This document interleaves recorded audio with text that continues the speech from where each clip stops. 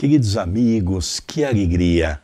Pela nossa querida TV A Caminho da Luz, o programa Estudando as Obras de André Luiz, o livro Libertação.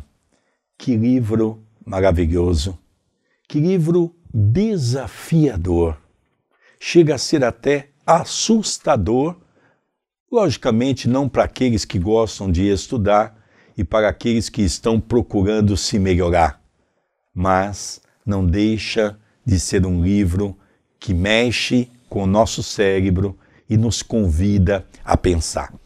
Hoje nós vamos começar o programa estudando o capítulo 4, que é o segundo programa, porque cada capítulo é dividido em 2 programas. Esse é o segundo programa do capítulo 4, que é aquele capítulo da cidade estranha.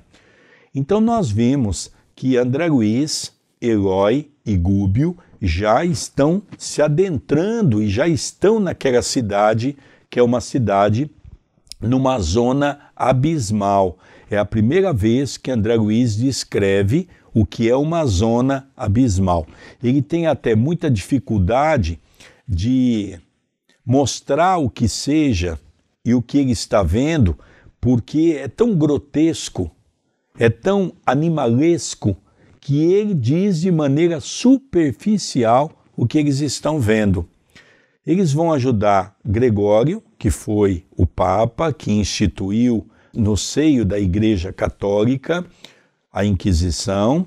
Ele está há 700 anos à frente dessa cidade, ele é considerado o grande juiz, e ele então que dirige toda essa cidade, onde tem algumas centenas de milhões de pessoas. Veja o número de pessoas que habitam nessa cidade. Eles tiveram, isso nos chamou a atenção, de novamente recompor a sua forma perispiritual, pegar um corpo mais grosseiro para adentrar a essa região, para se assemelhar a essas pessoas, para poder conviver temporariamente naquela região. Era um corpo muito pesado. Eloy se sente cansado e dá um exemplo que parece que eles estavam de armadura.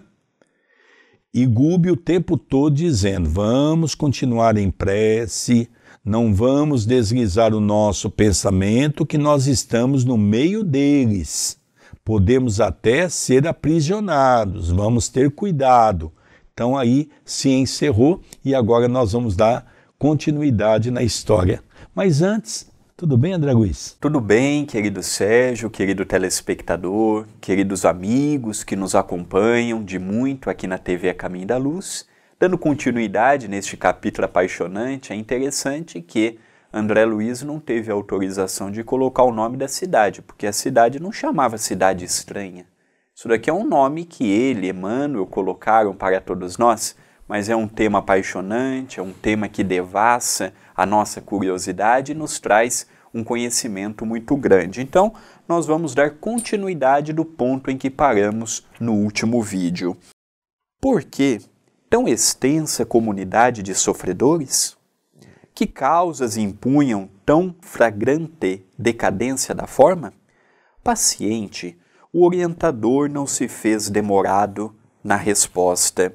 Milhões de pessoas, informou calmo, depois da morte, encontram perigosos inimigos no medo e na vergonha de si mesmas.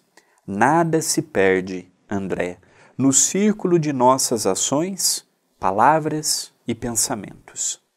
O registro de nossa vida opera-se em 2 fases distintas, perseverando no exterior, através dos efeitos de nossa atuação em criaturas, situações e coisas, e persistindo em nós mesmos, nos arquivos da própria consciência, que recolhe matematicamente todos os resultados de nosso esforço, no bem ou no mal, ao interior dela própria. O espírito, em qualquer parte, move-se no centro das criações que desenvolveu. Defeitos escuros e qualidades louváveis envolvem-no onde se encontre.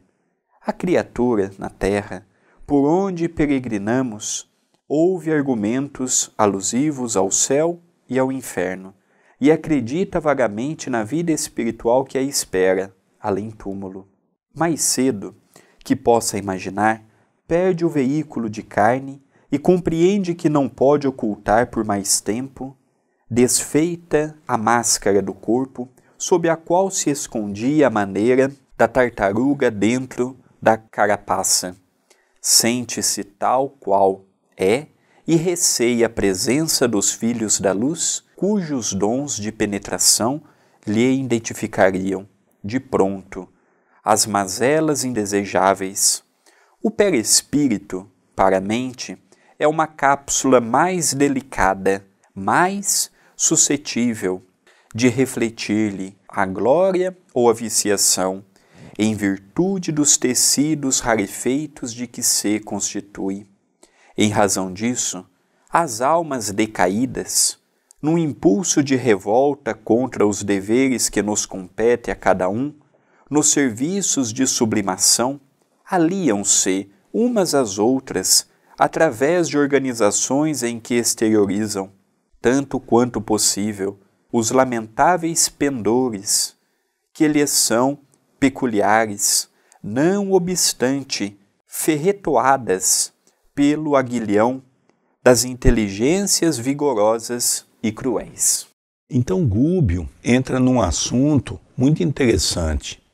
A justiça divina permite que nós tenhamos oportunidades na crosta, reencarnar, ou seja, novamente ter um corpo, passando pelo véu do esquecimento, e nós, nessa oportunidade, temos condições de escolher o caminho que nós queremos seguir.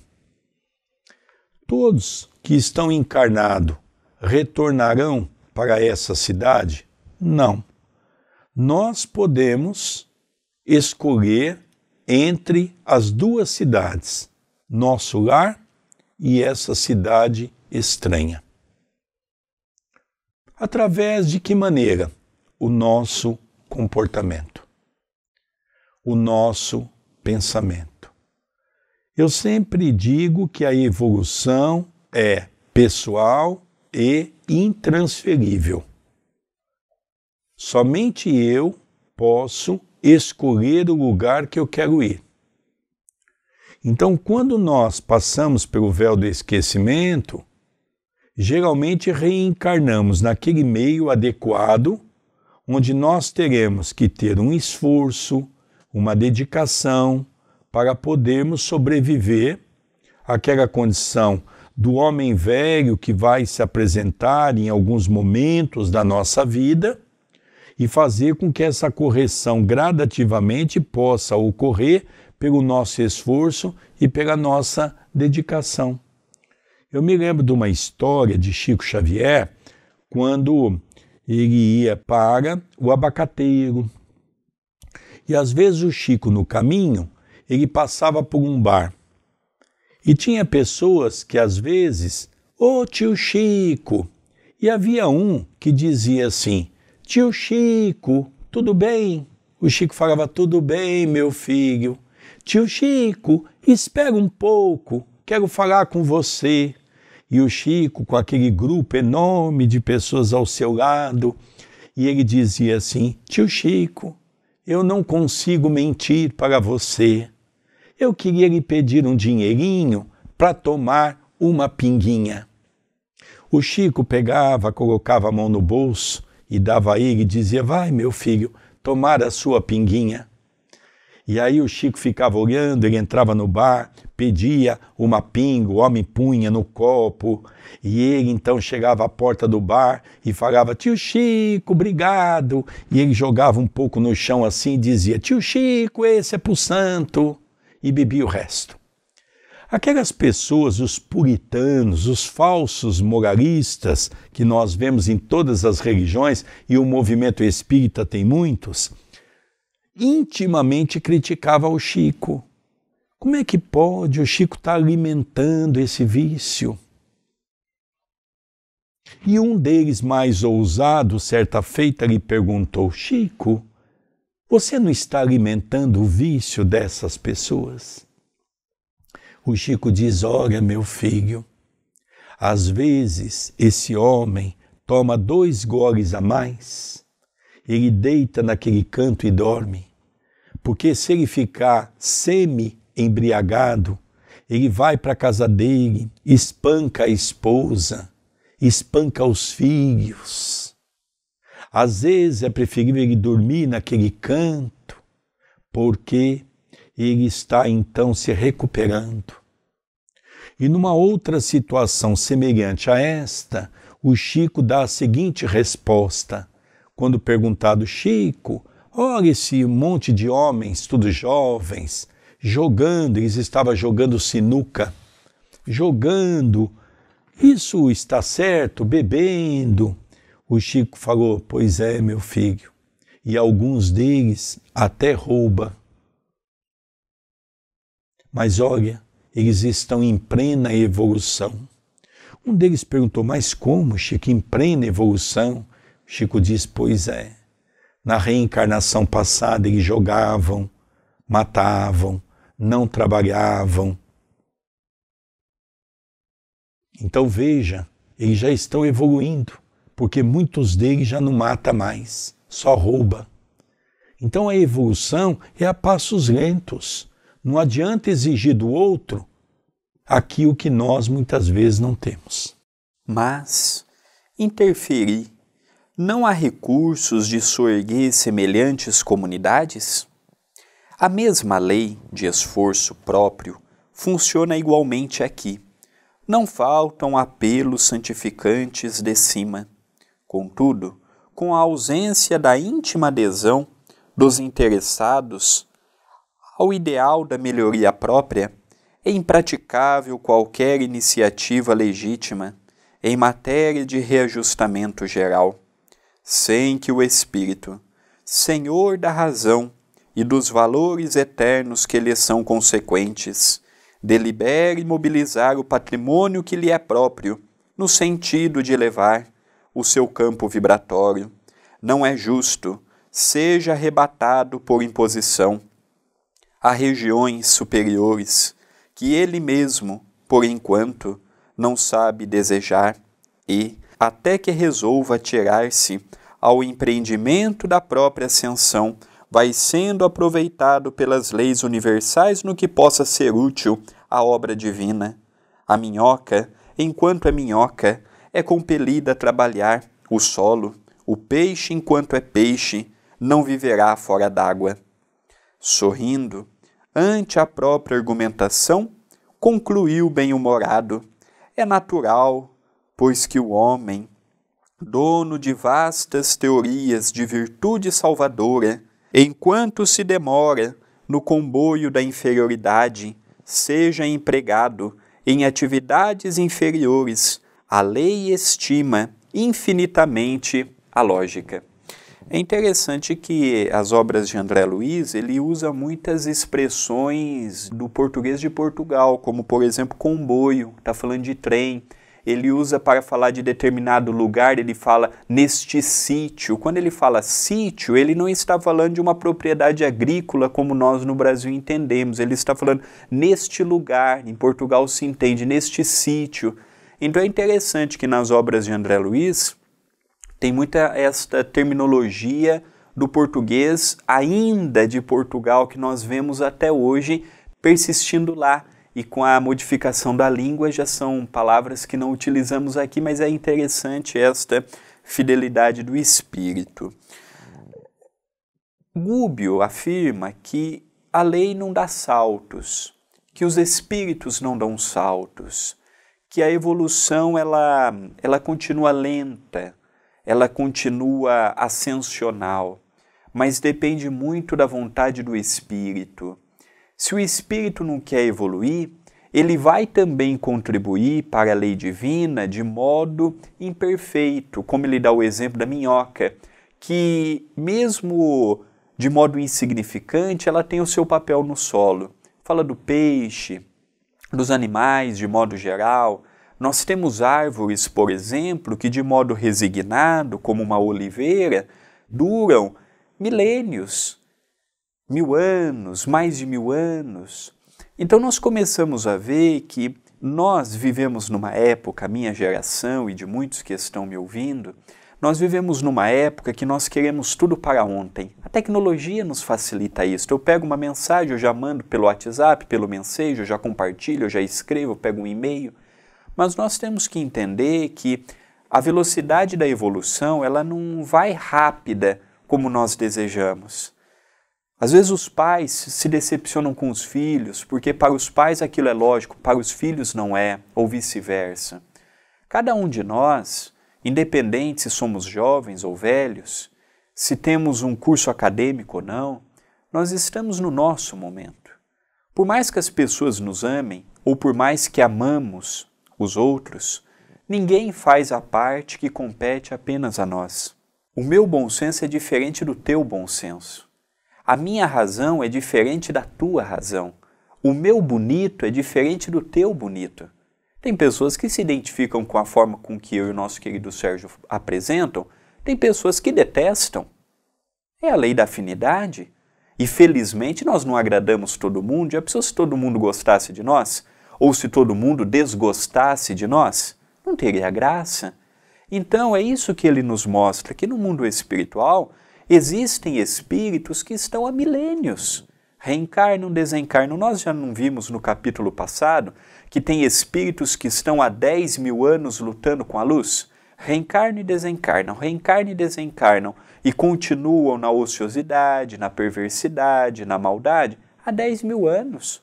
Não estamos falando de um século, não estamos falando de um milênio, estamos falando de 10 mil anos.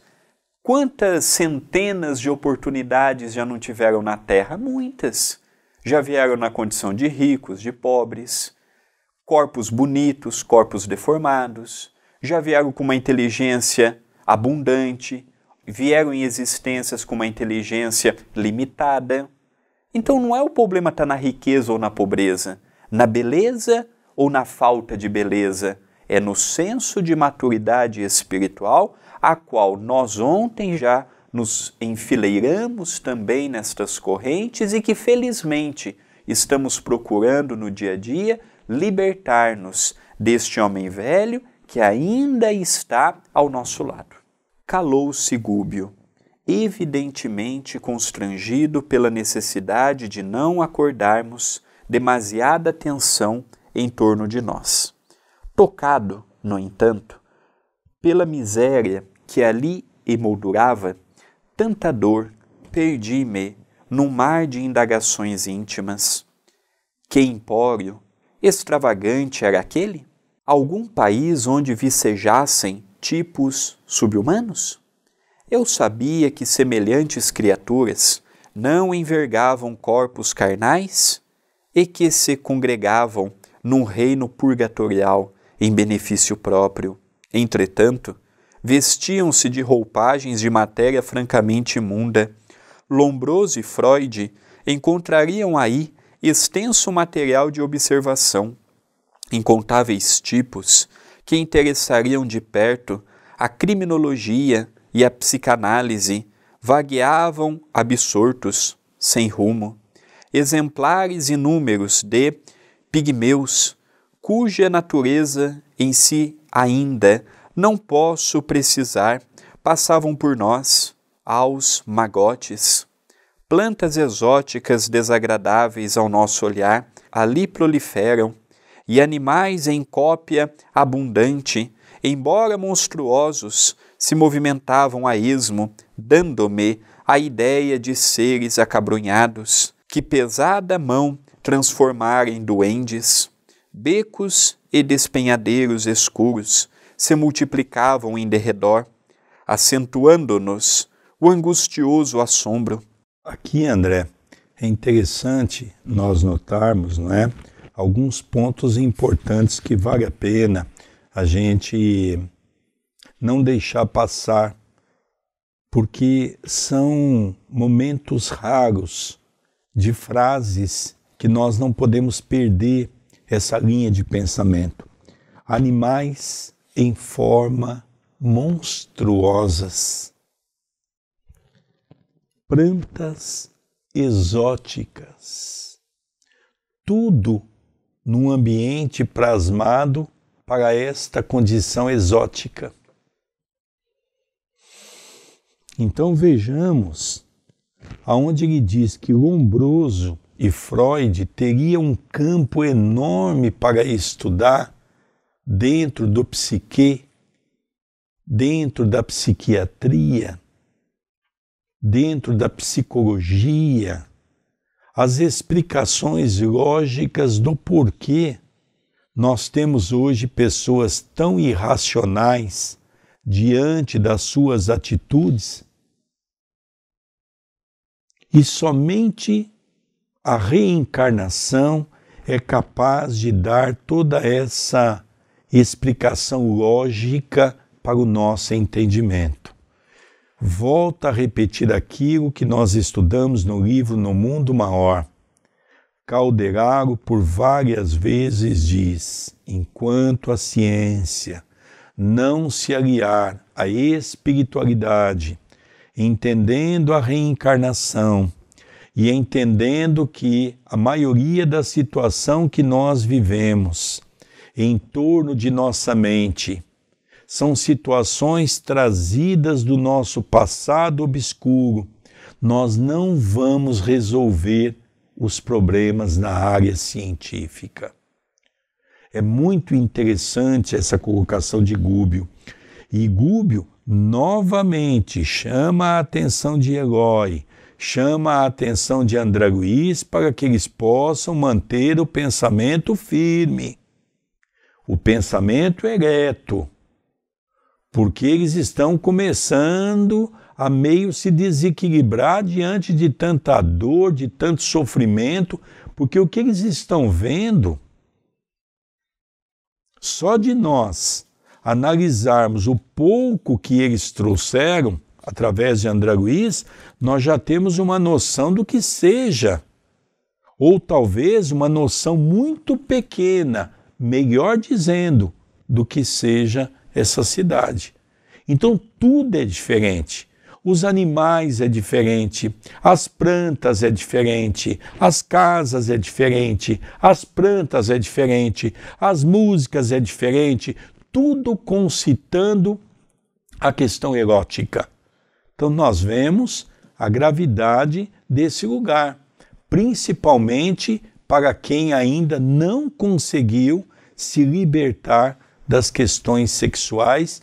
Volto a dizer, é o maior vício que nós temos na humanidade.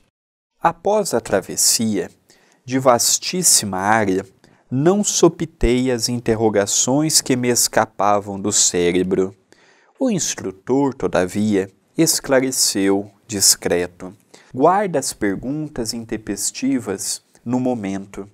Estamos numa colônia purgatorial, de vasta expressão. Quem não cumpre aqui dolorosa penitência regenerativa pode ser considerado inteligência subhumana. Milhares de criaturas utilizadas nos serviços mais rudes da natureza movimentam-se nestes sítios em posição infraterrestre. A ignorância, por ora, não lhes confere a glória da responsabilidade. Em desenvolvimento de tendências dignas, candidatam-se à humanidade que conhecemos na crosta, situam-se entre o raciocínio fragmentário do macacoide e a ideia simples do homem primitivo na floresta. Afeiçoam-se a personalidades encarnadas ou obedecem cegamente aos espíritos prepotentes que dominam em paisagens como esta. Guardam, enfim, a ingenuidade do selvagem e a fidelidade do cão. O contato com certos indivíduos inclina-os ao bem ou ao mal, e somos responsabilizados pelas forças superiores que nos governam, quanto ao tipo de influência que exercemos sobre a mente infantil de semelhantes criaturas. Com respeito aos espíritos que se mostrem nestas ruas sinistras, exibindo formas quase animalescas, neles reparamos. várias demonstrações de anormalidade a que somos conduzidos pela desarmonia interna. Nossa atividade mental nos marca o perispírito. Podemos reconhecer a propriedade do acerto quanto ainda no mundo. O glutão começa a adquirir aspecto deprimente no corpo em que habita. Os viciados no abuso do álcool passam a viver de porco, arrojados ao solo, à maneira de grandes vermes. A mulher que se habituou a mercadejar com o vaso físico, olvidando as sagradas finalidades da vida, apresenta a máscara triste, sem sair da carne. Aqui, porém, André, o fogo devorador das paixões aviltantes, revela suas vítimas com mais hedionda crueldade. Então aqui nós compreendemos um pouco quando Jesus nos fala do choro e do ranger de dentes. Aqui nós compreendemos que Gregório, ele era feliz na condição em que se encontrava ele, os seus ministros, os seus subalternos. Eles estavam felizes com aquela condição de escravizar aqueles milhares de espíritos que estavam sob a sua tutela. Quem sofre era aquela população, aquela mulher que utilizou o seu corpo e a sua sexualidade desregrada, aquela pessoa que não nutriu o entendimento sobre o vício do álcool e era agressivo com a esposa, com os filhos. É aquele jovem que, refugiando nas drogas, encontrou um caminho novo em que se alucinava pelo uso de drogas sintéticas ou ilícitas. Então nós estamos falando de uma população em que não podemos dizer que são propriamente maldosas apenas, são também ignorantes. Ignoravam o bem, ignoravam que a vida continuava, ignoravam que aquilo poderia gerar para eles um infortúnio imenso. Esses sofriam. Gregório não sofria no mundo espiritual. Os seus ministros não sofriam no mundo espiritual, pelo contrário. Quanto mais pessoas tinham naquela cidade, mais eles ficavam alegres. É igual quando o Chico foi certa feita no Carandiru, quando ainda existia em São Paulo, e um jornalista pergunta: Chico, você deve ter visto muitos obsessores na cadeia. O Chico disse: eu não vi nenhum. Eu vi muitos pais, eu vi muitos avós, eu vi muitos tios tristes pela condição dos seus parentes. Os obsessores estão lá fora, procurando incentivar novas pessoas à delinquência para trazerem aqui para a cadeia. Então a nossa noção de realidade espiritual é bem diferente da que o livro nos mostra e do que é apregoado na própria cátedra de um centro espírita. É interessante também, André, eu gostaria de mencionar que nós vamos ver um pouco à frente que eles são quase todos subjugados diante da sua própria consciência, aonde eles são chamados dentro de uma condição dos erros que eles cometeram, que eles estão no lugar correto. Ele fala muitas vezes da zona purgatorial, que a Igreja Católica durante muito tempo defendeu essa zona purgatorial que poucas pessoas conseguem definir. Alighieri, dentro dos seus poemas, dentro dos seus escritos, ele escreve coisas que na época ele era muito combatido, porque ele traz uma visão dessas regiões do mais puro sofrimento.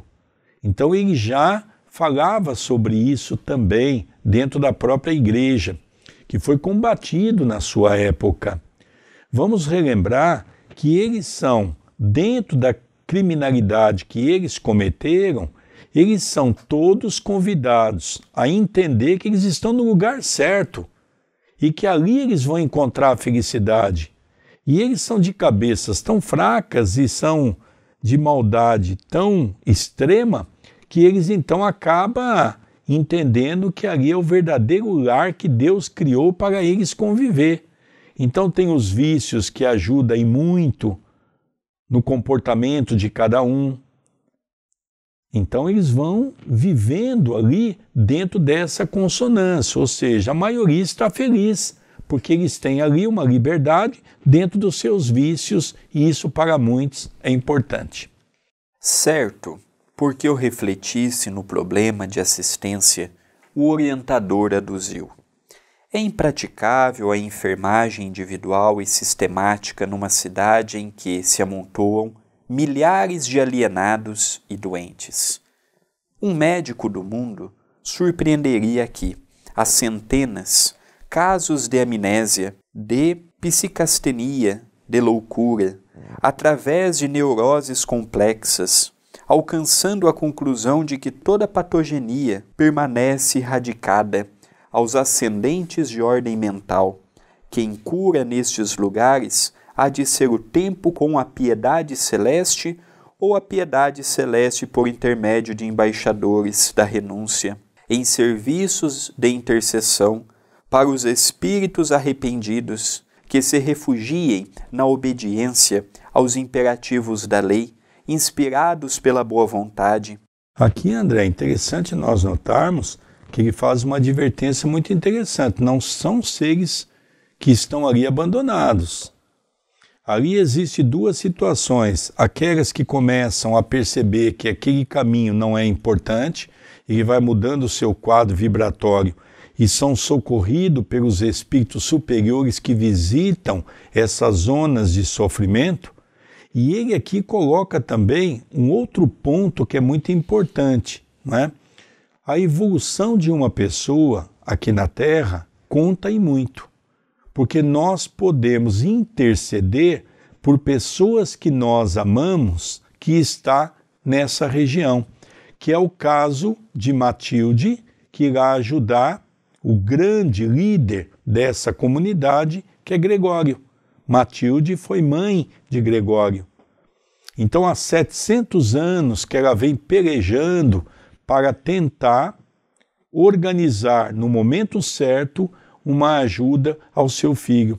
E desses 700 anos, faz apenas 50 anos que ela consegue envolvê-lo de vez em quando com algum pensamento positivo, mas que ele também rejeita, mas pelo menos ele já está aceitando intimamente um pouco mais. Esse é um ponto também. E a coisa é tão complicada, André, que foi que não adiantaria ter enfermagem lá, porque nenhum médico com os conhecimentos que nós temos na Terra resolveria os problemas lá. Para nós vermos a gravidade da condição espiritual que vive nessas regiões. E ele diz aqui uma coisa interessante, e aqui nós começamos a ter uma ideia, essa forma perispiritual que Eloy, André Luiz e Gúbio se revestiu, não é? Quando ele diz aqui, muito assemelhado às formas dos macacos, ou seja, aos primeiros homens que conviveram na Terra, que tem aquela discussão do seu corpo muito semelhado aos macacos, aos chimpanzés, né? Então aqui ele demonstra que são realmente seres assim impressionantes na sua forma perispiritual. Alguns transeuntes repulsivos ombrearam conosco, e Gúbio considerou prudente silenciar. Notei a existência de algumas organizações de serviços que nos pareceriam, na esfera carnal, ingênuas e infantis, reconhecendo que a ociosidade era ali a nota dominante, e porque não visse crianças, exceção feita das raças de anões, cuja existência percebia sem distinguir os pais dos filhos, arrisquei de novo uma indagação em voz baixa. Veja, Gúbio diz, olha, vamos parar a conversa por aqui, já tem pessoas nos acompanhando e, logicamente, eles estão acompanhando as nossas conversas, então vamos nos silenciar. O segundo ponto, ele percebe que a cidade tem uma organização. É verdade que ele sentiu uma organização infantil, por exemplo, comparado com o nosso lar, né? Por quê? Porque ele percebe também que as pessoas que ali estão são pessoas ociosas, aquelas pessoas que não gostam de trabalhar, aquelas pessoas que não querem nada com o trabalho. E um outro ponto que me chamou a atenção é que ele não viu crianças, que é natural isso. O que ele viu então? Foi uma categoria muito grande de anões. Ele já cita os duendes, Não é? Então aqui nós vamos ver que são espíritos dessa estirpe que está nessa região. Respondeu o instrutor atencioso: para os homens da terra, propriamente considerados, este plano é quase infernal. Se a compaixão humana separa as crianças dos criminosos definidos, que dizer do carinho com que a compaixão celestial vela pelos infantes? E por que, em geral, tanta ociosidade neste plano? Indaguei ainda. Quase todas as almas humanas, situadas nestas furnas, sugam as energias dos encarnados e lhes vampirizam a vida, qual se fossem lampreias, insaciáveis no oceano do oxigênio terrestre. Suspiram pelo retorno ao corpo físico, de vez que não aperfeiçoaram a mente para a ascensão, e perseguem as emoções do campo carnal com o desvario dos sedentos no deserto, quais fetos adiantados, absorvendo as energias do seio materno, consomem altas reservas de força dos seres encarnados que as acalentam, desprevenidos de conhecimento superior. Daí, esse desespero com que defendem no mundo os poderes da inércia e essa aversão com que interpretam qualquer progresso espiritual ou qualquer avanço do homem na montanha de santificação. No fundo, as bases econômicas de toda essa gente residem ainda na esfera dos homens comuns e, por isto, preservam apaixonadamente o sistema de furto psíquico dentro do qual se sustentam junto às comunidades da terra. Gubbio orienta André Luiz e Eloy que aquela coletividade de espíritos que ali estavam, eles, na grande maioria, viviam na condição de vampirizadores. De quem? De nós, os encarnados. Então é comum que essas falanges estejam dentro da nossa própria casa, quando não se mantém um padrão espiritual elevado. Então quer dizer que somente os espíritas são felizardos por ter um amparo espiritual? Não. Qualquer pessoa, independente da sua religiosidade, que acenda no seu lar a chama da prece, da fé, da resignação, recebe o amparo. Nós, os espíritas, não recebemos nenhum preparo diferente do católico, do protestante, do umbandista, do budista, do muçulmano. Não. Todos que trabalham na senda do bem. A diferença é que nós compreendemos o mundo espiritual. E tem muitas escolas que ainda não o compreendem, mas que num futuro compreenderão. Essa é a diferença. Aqui ele está falando de espíritos que se mantêm cativos ainda na obscuridade e querem que nós, os encarnados, também mantenhamos. Por quê? Porque é mais fácil deles controlarem, deles manipularem. Do mesmo modo que muitos políticos não investem na educação para que não tenha um povo dotado de cultura, para que as perguntas não sejam mais difíceis do que já são, no mundo espiritual inferior eles também não querem que nós progridamos, porque conforme vamos progredindo, menos espaços vamos dando a eles. É interessante, eu dou sempre um exemplo. Eu lembro que na minha época, da minha infância, havia muitos desenhos na televisão. Hoje já as crianças quase não vê mais isso, né? Mas ainda tem um pouco. Eu me lembro que dentre esses desenhos, havia um que me chamava muita atenção. Então aquele personagem do desenho tinha que tomar uma decisão. E essa decisão requeria algo que poderia ser bom ou que poderia ser ruim, de acordo com a decisão que ele tomasse. E de repente, quando ele estava pensando, do lado vinha o anjinho e falava para ele assim: não faça, você vai prejudicar alguém, você não precisa disso. No outro ouvido aparecia o diabinho e o diabinho falava assim: faça, você vai se engrandecer, você vai se tornar importante, as pessoas vão ter medo de você. Do outro lado o anjinho dizia: olha, isso não é bom, você vai se comprometer. Mais ou menos essa pequena historieta de um desenho animado é o que se reflete o que o André acabou de dizer. Nós somos dotados, quando reencarnamos, de um anjo da guarda, que tem uma evolução um pouquinho a mais do que a nossa. Mas, por outro lado, vivemos num mundo cercado de espíritos que nós chamamos de obsessores, em várias categorias.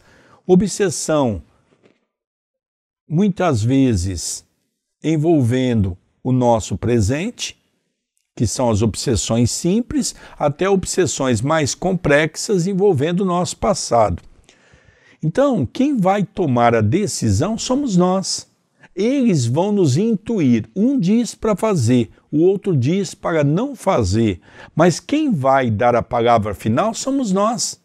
É isso que o André acabou de colocar para todos nós. Nós temos a síntese de saber dizer isso é bom e isso é ruim. Então, cada um de nós somos responsáveis, sim, porque é muito fácil a pessoa depois dizer o obsessor me fez cometer um erro. Não, desculpe, isso é ignorância nossa. O obsessor não pegou na tua mão para você matar alguém. O obsessor, aos seus ouvidos, te fez uma sugestão. Se você fez, é problema seu. Mas eu traí a minha família, eu tive uma vida devassa, porque os espíritos me envolveram. Peraí, os espíritos te instruíram a fazer, mas você fez porque você quis. Então o culpado é você, não é eles. Eles vão ter o seu grau de culpa, mas nós não podemos isentar a nossa culpa, porque quem dá a palavra final somos nós. A essa altura, defrontamos acidentes no solo, que o instrutor nos levou a atravessar. Subimos dificilmente a rua íngreme e em pequeno planalto que se nos descortinou aos olhos espantadiços, a paisagem alterou-se. Palácios estranhos surgiam imponentes, revestidos de claridade abraseada, semelhante à auréola do aço incandescente. Praças bem cuidadas, cheias de povo, ostentavam carros soberbos, puxados por escravos e animais. O aspecto devia, a nosso ver, identificar-se com a das grandes cidades do Oriente de 200 anos atrás. Liteiras e carruagens transportavam personalidades humanas, trajadas de modo surpreendente, em que o escarlate exercia domínio, acentuando a dureza dos rostos que emergiam dos singulares indumentos. Aqui, André, nós estamos já indo para o final desse capítulo. Eu acho que hoje é fácil nós entendermos. Na época de André Luiz, não. Ou seja, na época que o Chico trouxe essa mensagem, não era tão acentuado. Hoje nós podemos escrever isso nas escolas de samba. Aqueles carros alegóricos, não é? Aquelas festas. E há uma coisa interessante que nós vamos ver um pouco à frente, que quando o grande chefe, que era Gregório, ele tinha que falar alguma coisa, ele dava uma palavra de comando, todos ficavam em silêncio. Era uma coisa impressionante. E não é o que a gente vê, por exemplo, nessas escolas de samba. É interessante que nessa mesma época que nós estamos estudando aqui, Chico Xavier traz uma mensagem de Emmanuel falando sobre o carnaval, as suas consequências. Lógico que aquela mensagem não era para aquela época. Aquela mensagem é para a época atual, onde os espíritos dessa cidade estariam encarnados, que é os momentos atuais que nós estamos vivendo. Então ele começa a descrever aqui toda aquela pomposidade, não é? Aqueles carros puxados por escravos, por serviçais. Então nós vamos ver aqui realmente quadros que nos faz repensar um pouco se esses espíritos não estão em nossos meios na atualidade, não é? Com essas músicas sensuais, Então nós vamos começando a perceber que muitos desses espíritos encarnados ainda permanecem sobre a égide desses grupos poderosos que ainda os comandam sob o guante da hipnose. Respeitável edifício destacava-se diante de uma fortaleza, com todos os característicos de um templo, e o orientador confirmou-me as impressões, asseverando que a casa se destinava a espetaculoso culto externo, enquanto nos movimentávamos admirando o suntuoso casario, em contraste chocante com o vasto reino de miséria que atravessáramos. Alguém nos interpelou descortês. Que fazem? Era um homem alto, de nariz adunco e olhos felinos, com todas as maneiras do policial desrespeitoso a identificar-nos. Procuramos o sacerdote Gregório, a quem estamos recomendados, esclareceu Gúbio, humilde. O estranho pôs-se à frente, determinou-lhe acompanhássemos as passadas em silêncio e guiou-nos a um casarão de feio aspecto. É aqui, disse em tom seco, e após apresentar-nos a um homem maduro, envolvido em longa e complicada túnica, retirou-se. Gregório não nos recebeu hospitaleiramente, fitou em Gúbio os olhos desconfiados de fera, surpreendida, interrogou. Antes de nós vermos a interrogação que Gregório faz a Gúbio, vamos notar que já um soldado, um policial, se aproxima dos três, porque os três estavam ali na condição de moradores novos. O que vocês querem aqui? Porque lembram que todos que chegavam lá passavam por um determinado julgamento. Nós vamos ver isso de maneira bastante explícita no próximo capítulo. Então eles passavam por um julgamento para ver, não é? Esse julgamento fazia com que a consciência de cada um fosse rebaixada, para que eles pudessem então se sentir culpados para viver em harmonia naquele espaço. Que eles estão ali porque eles são merecedores. Eles fizeram por merecer. Nós vamos ver isso no próximo capítulo, né? Então, o que vocês estão procurando? Nós estamos procurando o sacerdote Gregório. Podem me acompanhar. Eles acompanham, chegam perto de uma casa enorme, mas ao mesmo tempo de aparência horrível, e à porta havia um senhor de uma idade madura, e aquele policial então diz, esses três estão procurando o sacerdote Gregório. Então agora nós vamos ver, não é, a conversa rápida de Gúbio e Gregório. Vieram da crosta há muito tempo? Sim, respondeu nosso instrutor, e temos necessidade de auxílio. Já foram examinados? Não. E quem nos enviou? Inquiriu o sacerdote, sob visível perturbação. Certa mensageira de nome Matilde. O anfitrião estremeceu, mas observou implacável. Não sei quem seja. Todavia, podem entrar. Tenho serviços nos ministérios e não posso ouvi-los agora. Amanhã, porém, ao anoitecer, serão levados aos setores de seleção, antes de admitidos ao meu serviço. Nem mais uma palavra. Entregues a um servidor de fisionomia desagradável, demandamos porão escuro, e confesso que acompanhei Gúbio e Elói, de alma conturbada, por receio absorvente e indefinível.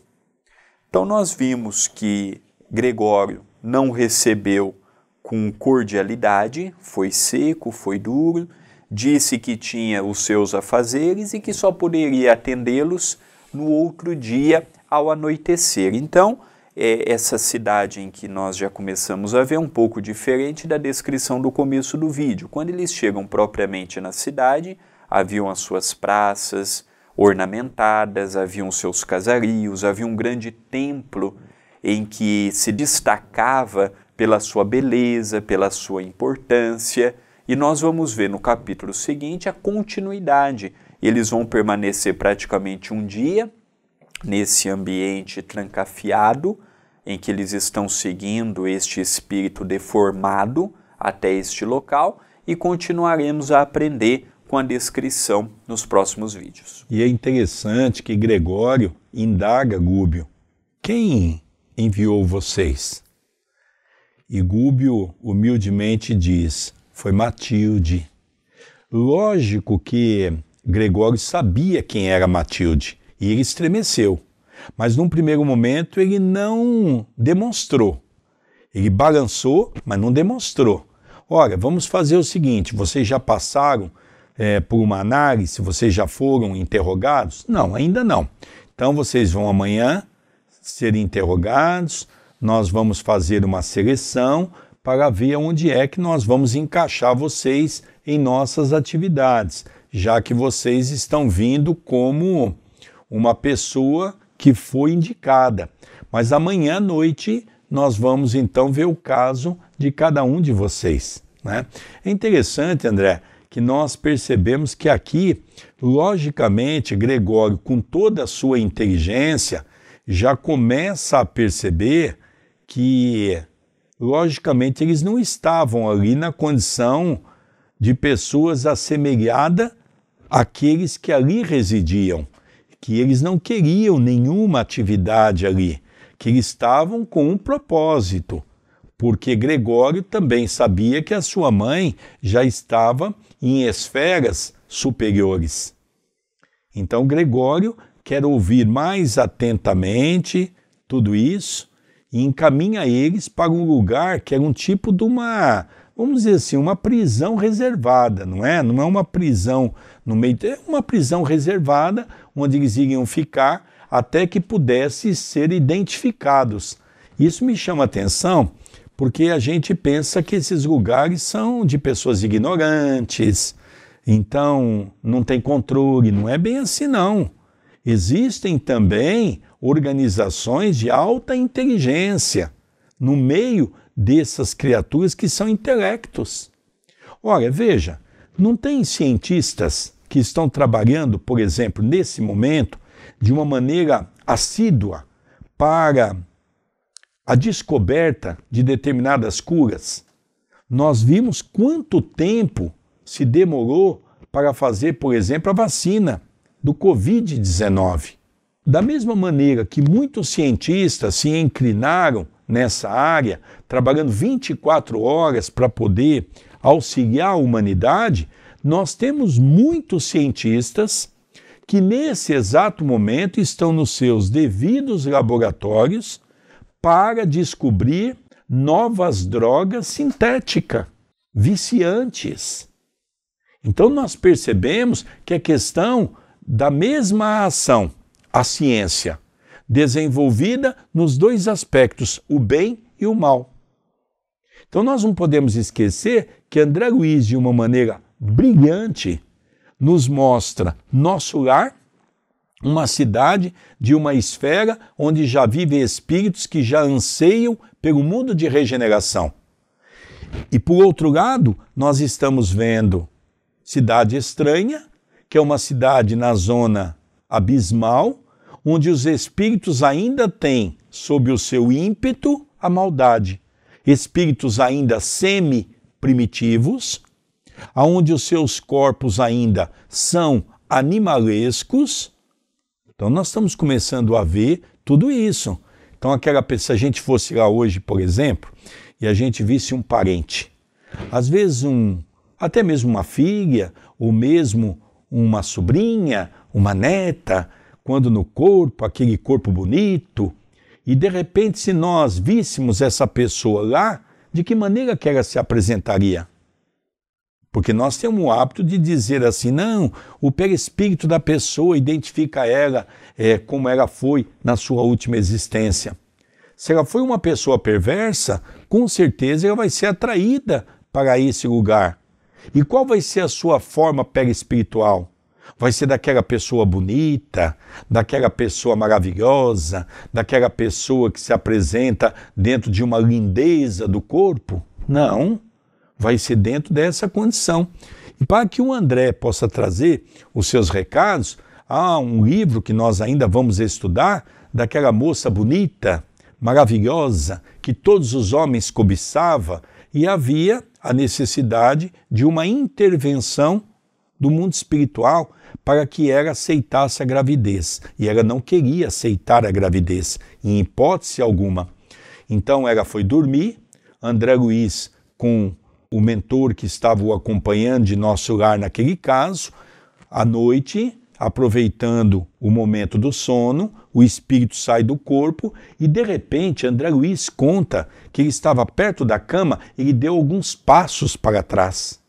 Ele ficou assustado, porque aquela moça bonita que passava pela rua, todo mundo olhava, de repente o seu perispírito era em forma de um monstro. Então tudo isso nós vamos agora nos adentrando à obra de André Luiz e nos aperfeiçoando a tudo isso, né, André Luiz? Sem dúvida. Ao encerrarmos o nosso programa, temos os recados habituais. Estamos falando em primeiro lugar agora do YouTube, que é o convite para as pessoas que estão nos acompanhando deixar o seu like, por exemplo, seu comentário no próprio vídeo, a inscreverem no canal se ainda não é inscrito e principalmente a propagar. Se está te auxiliando, te esclarecendo, divulgue. Leve a mais pessoas o nosso estudo. Somente desta forma, outras pessoas chegarão também a estudar conosco. Temos a loja virtual, que ajuda diretamente a mantermos a TV A Caminho da Luz e a mantermos ao Centro Espírita Perdão, Amor e Caridade, com obras de minha autoria, de outros médiuns, de outros escritores. Loja acaminhodaluz.com.br e o nosso WhatsApp. Quem quiser entrar em contato conosco, 19 997 78 2794. Queridos amigos, nós vamos encerrando o programa Estudando as Obras de André Luiz, o livro Libertação, pela nossa querida TV A Caminho da Luz. Se você está gostando, divulgue, repasse para os seus amigos, para o seu grupo de estudo, porque se o material está sendo bom para você, tenha certeza que será bom também para outros companheiros. Um beijo no seu coração e até o próximo programa. Até o nosso próximo programa.